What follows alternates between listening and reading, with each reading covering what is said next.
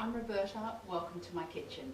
Today I'm going to show you how to make a very simple salad. So simple in fact that you really don't need a recipe, but there's one little trick that I want to show you in case you're not familiar with it, and that is segmenting an orange.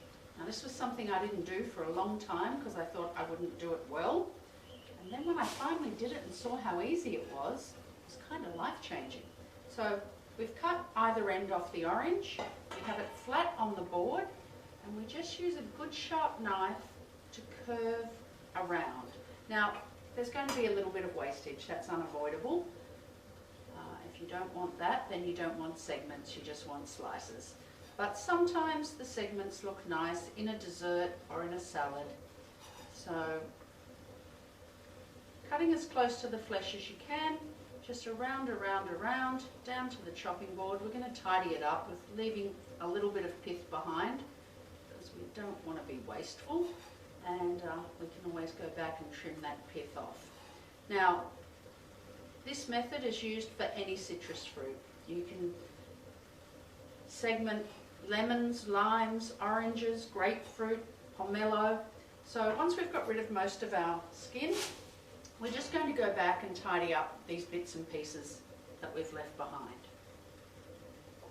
Now, a sharp knife is essential for this, otherwise you're just going to be tearing the flesh rather than cutting.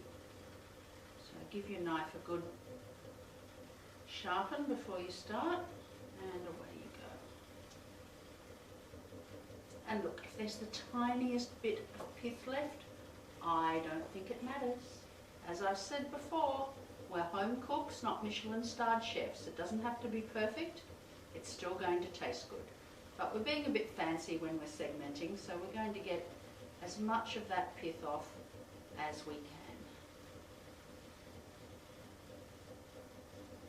There we go. All right. Now, the next part is even easier.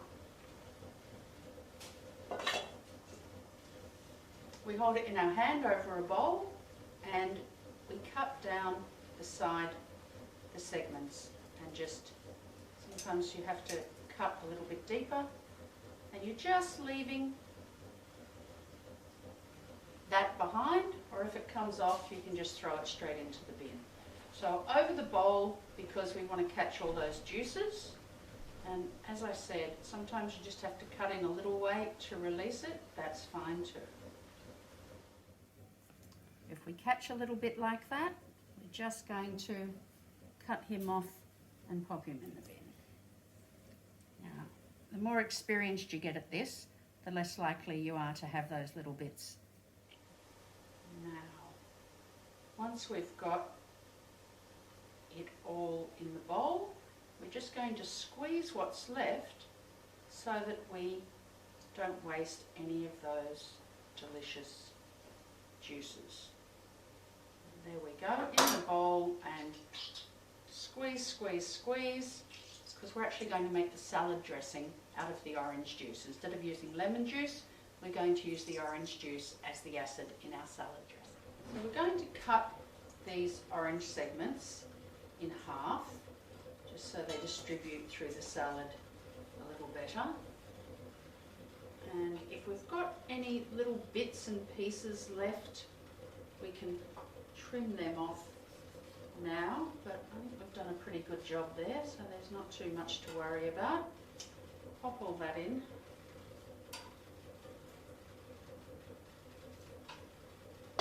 In with our fennel, in with our shallot, and I've just got to make our salad dressing.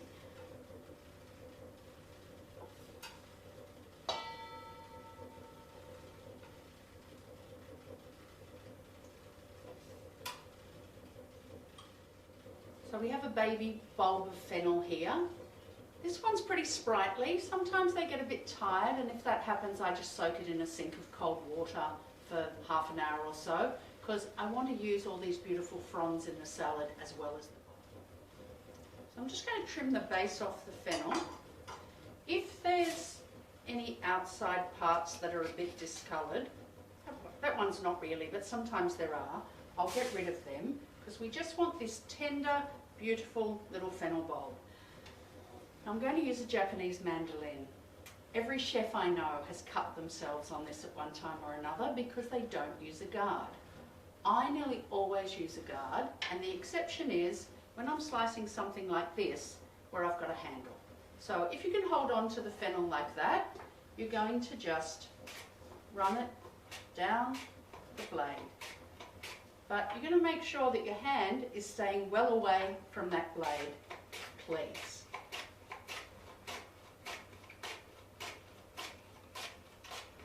Even now I get nervous as I get a bit closer. There we go. That's enough. Now, fennel is one of those vegetables that will discolour as it oxidizes. So we happen to have some citric acid here in the form of the orange juice. We're just going to give it a good toss with the orange. And that means that we can do this half an hour, even a couple of hours ahead of time, and just leave it sit like that until we're ready to do the final assembly. Now, as I said, we're going to use the orange juice as the acid in our dressing. So I'm just going to drain that off. So I'm ready to make our dressing and assemble our salad. Now, you know I'm not a big fan of measurements generally, but for a salad dressing I think the ratios are important. So we only want 2 teaspoons of that juice. And another good trick is to always dissolve your salt in your acid before you add your oil, because salt's not oil soluble. So I'm going to put my salt, might as well put my pepper in as well, not that we're going to dissolve it, but we'll get it in there at the same time. Good grind of white pepper, in it goes, and somewhere here I have a lid, don't I? Yes. And we just give that a bit of a swirl around to dissolve the salt before we add our measured oil.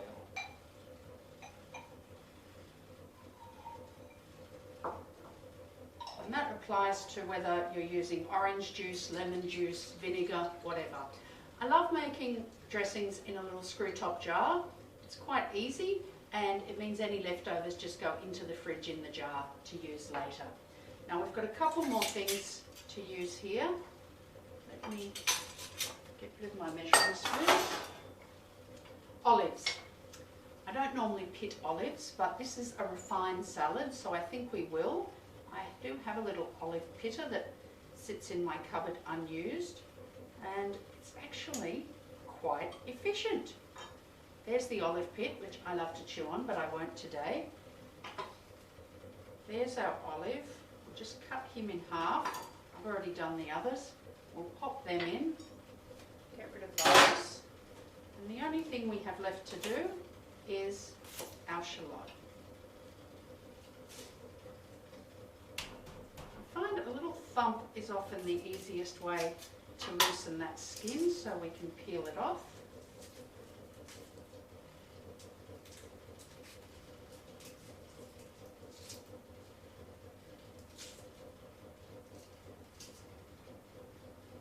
And then just a very fine slice. Now if you've got great knife skills, go for it. If you haven't, slow and steady is the answer, because we don't want big chunks of shallot in our mouth. We just want nice fine little pieces.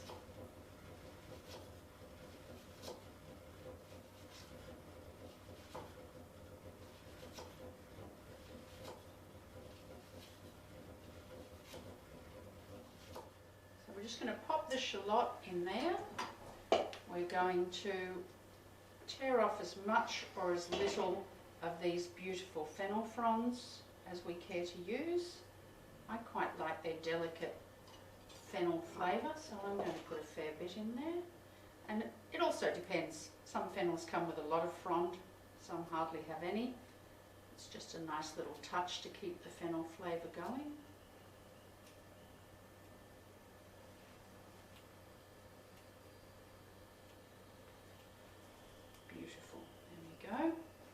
And we don't necessarily need all of the dressing. We don't want to drown it, just enough to coat it.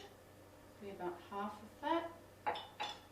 Toss, toss, toss, and then out onto our serving plate. And as I'm tossing, I'm just breaking up these shallots a little bit again, so there's no large chunks, just so we're getting nice little pieces of shallot with every bite of salad. Okay, we're ready to plate. So there we go, it's all nicely tossed with its dressing. We're just going to pop it onto the plate. We'll do that chef drop thing so we get a little bit of height. That's a bit of fennel there, we might break him up a little bit. And if there's a little bit of excess dressing, we're just going to leave that behind in the bowl, because as I said, we don't want it swimming in dressing, we just want it nicely coated in the dressing. There you go, you can be as fancy as you like. Get a little bit of the olives on top. I like it quite organic. Perfect, ready to go with our salt crust. Let me try that again.